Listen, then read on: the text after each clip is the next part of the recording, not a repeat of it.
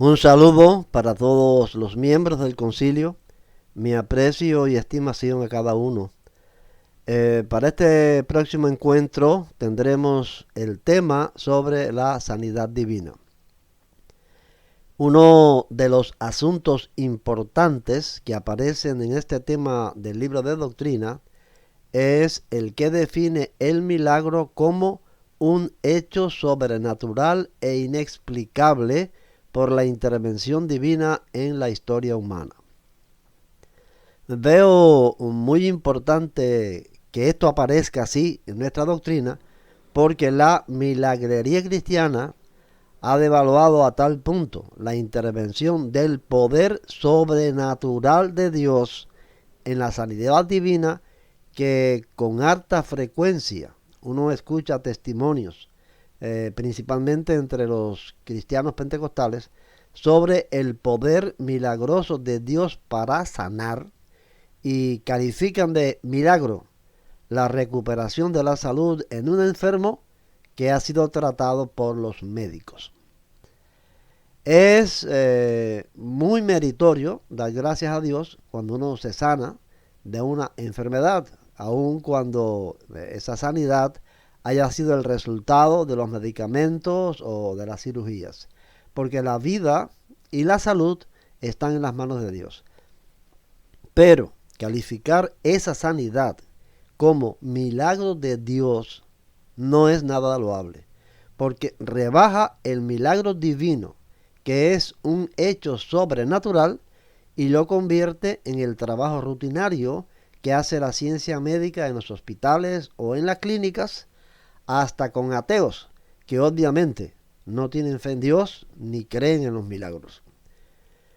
El otro asunto importante en el libro de doctrina es el que dice: Jesucristo legó esta autoridad a su iglesia y la misma continúa ejerciéndola.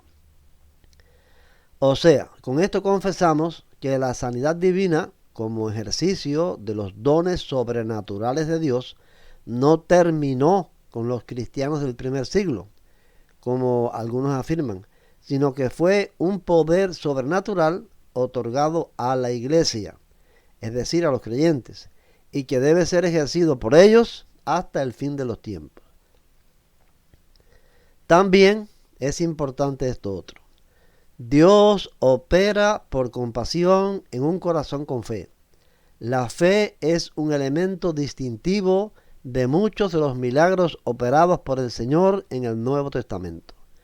La fe es un elemento de importancia en los milagros, ya que es ella la que demuestra la confianza y seguridad que tenemos en Dios y su poder.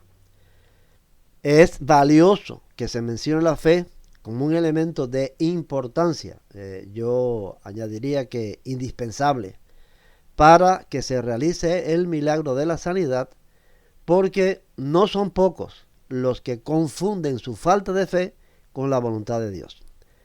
El tema del libro de doctrina continúa así en esta sección que he citado antes.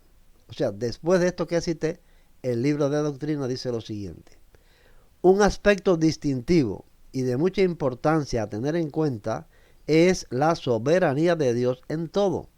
La voluntad de Dios domina en todo el universo. Él dirige el curso de la historia según su propio consejo, y este es un principio de mucha importancia a la hora de presentar a Dios una petición. Muchas personas, cuando piden algo a Dios, creen que Él tiene la responsabilidad de responderles de acuerdo a lo que le están pidiendo.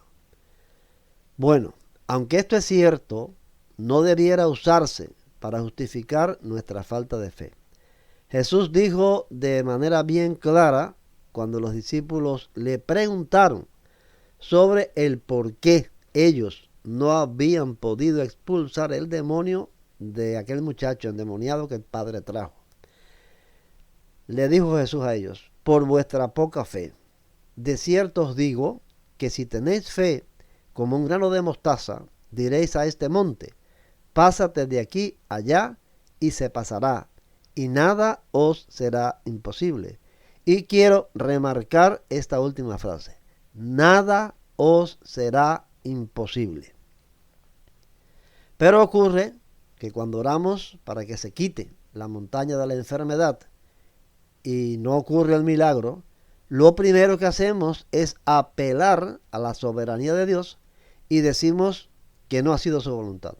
Porque nosotros sí hemos tenido fe o hemos orado con fe. No nos damos cuenta que con eso estamos desacreditando y aún más desmintiendo las palabras de Cristo, quien dijo, sin interponer peros o condiciones: de cierto os digo que si tenéis fe como un grano de mostaza, diréis a este monte, pásate de aquí allá, y se pasará, y nada os será imposible. Cuando el milagro de la higuera que se secó, dijo, de cierto os digo que si tenéis fe y no dudáis, no solo haréis esto de la higuera, sino que si a este monte le decís, quítate y arrójate al mar, será hecho. Y todo lo que pidáis en oración, creyendo, lo recibiréis. Quizás, en no pocas veces, lo que buscamos es nuestra propia justificación. Es muy probable que encontremos la respuesta si nos preguntamos, ¿qué halaga más y deja más satisfecho a mi ego? Decir, yo tengo fe, pero no es la voluntad de Dios, que decir, yo no tengo la fe suficiente. Me parece que sería mucho más humilde y de más bendición para nosotros decir, yo no tengo la fe suficiente para que se realice el milagro, que poner en tela de juicio a la palabra de Cristo y a su promesa. El último de los asuntos importantes que me pareció merecía un comentario particular es el que dice, los milagros o sanidades no son manifestaciones teatrales o shows para que la gente vea a los que Dios usa en la ministración de ellos como personas con poderes sobrenaturales. La autoridad para realizarlos viene solo de Cristo. Es a su nombre al que se da gloria cuando los creyentes oran y las personas se sanan. A esto quisiera comentar lo siguiente. La milagrería no es una comisión de Cristo. En ningún lugar del Nuevo Testamento nosotros encontramos que los discípulos o los predicadores llamaban a la gente para ser sanados de sus enfermedades. La comisión fue de predicar el Evangelio y esa predicación habría de ser respaldada por señales y milagros. Sin embargo, los milagreros modernos lo hacen al revés. Realizan campañas de sanidades como anzuelo o carnada para que la gente acuda y entonces predicarles el Evangelio.